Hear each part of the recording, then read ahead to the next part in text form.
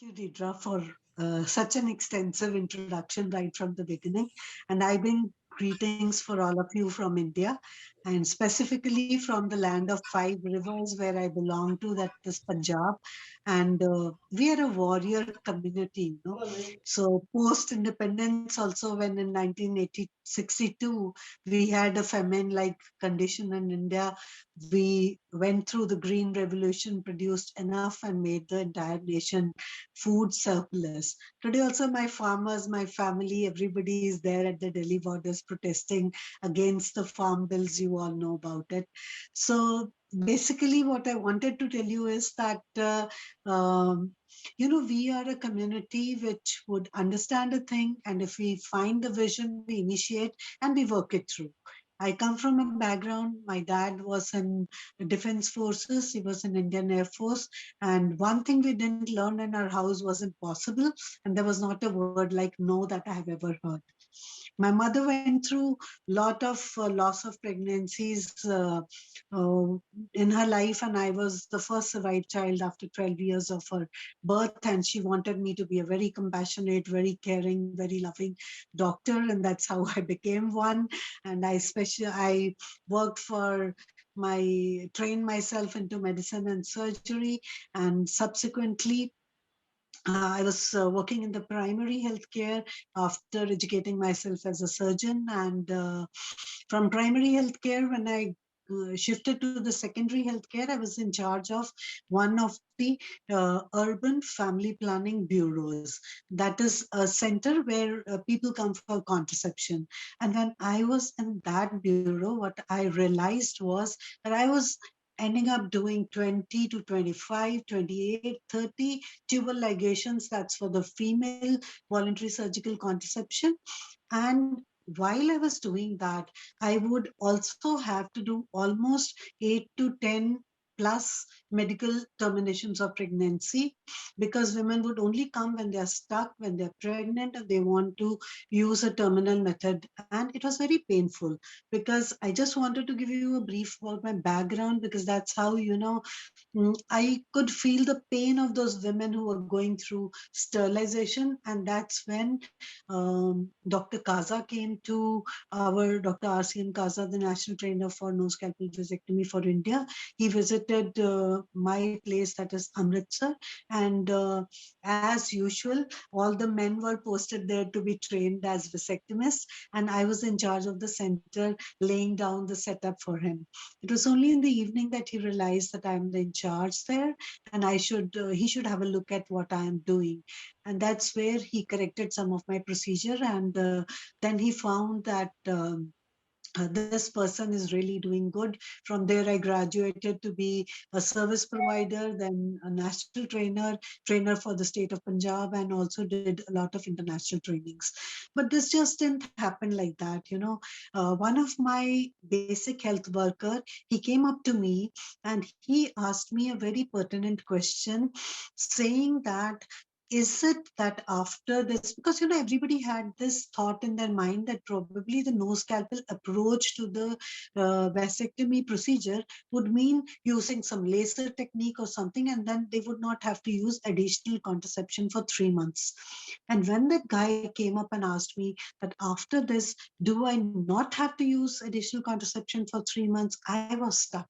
I said, no, you have to, because that was important. And I realized that now these guys are going to go back home, and with the feeling that the way their wives are sterilized, or they take voluntary surgical contraception and they're immediately sterile, I, as a man, when I take a voluntary surgical contraception, I'm also going to be immediately sterile.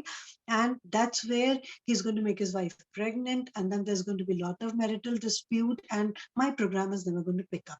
So that is the point that I called for the admin. I called all the healthcare workers, and I started talking to them.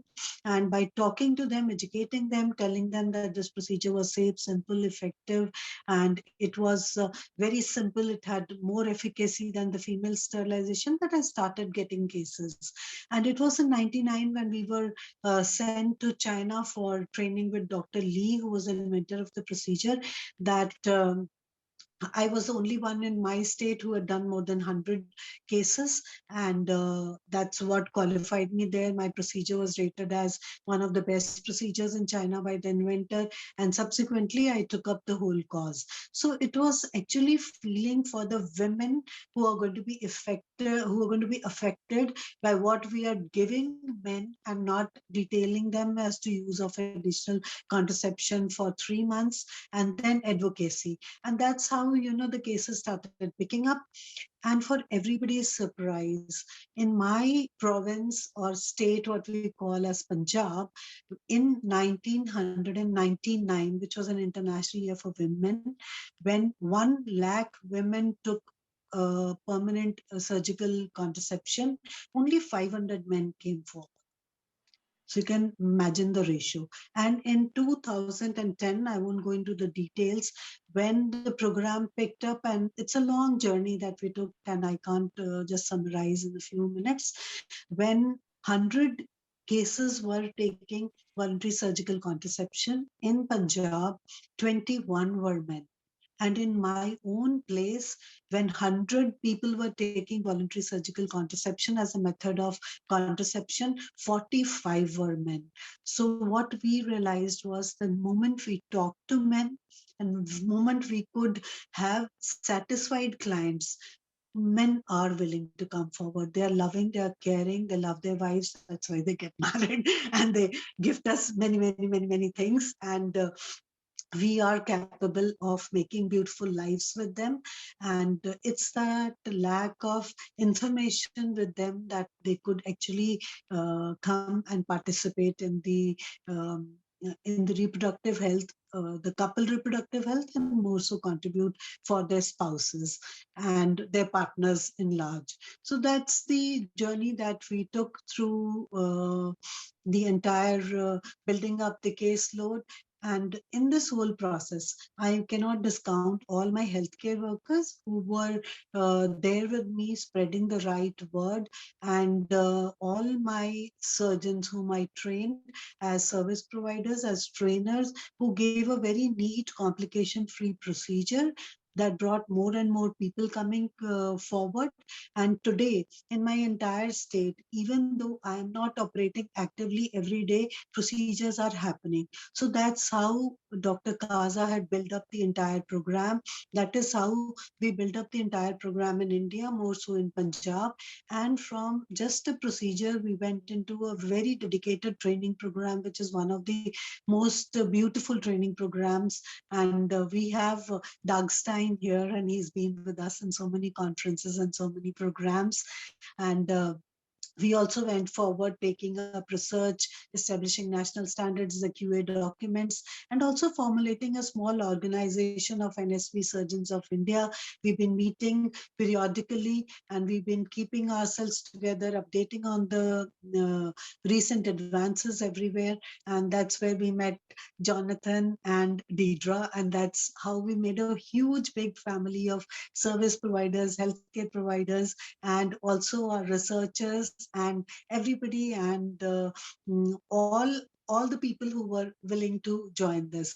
And to honestly ask me, at the back of it is, if you're able to uh, bring one man forward, you're making the life of one woman comfortable, and quite possible more than one also at times. So today I'm proud that Deidra chose me to be here. And uh, I must tell you that all the women should be proud, because we are special. We have been gifted and blessed by God with an opportunity to produce like ones. And we have also been given an opportunity to raise like ones. And I always tell that when we empower girls, when we empower women, we also need to empower our men, our sons, and the boys that we have, who can handle such empowered women. So the bottom line is, while we are empowering our women, we need to empower the men equally, so that they know how to handle these empowered women. And in the end, I would welcome all of you to India. We have lesser number of COVID cases. We have vaccines, and warm welcome to everybody. Come over to India. Come to Punjab, lush green fields, and we have the mustard coming in. We have sarson ka saag, makki ki roti, lot of hospitality, and I love to host all of you. You're all most welcome. Anything more I can join on this one. Thank you so much.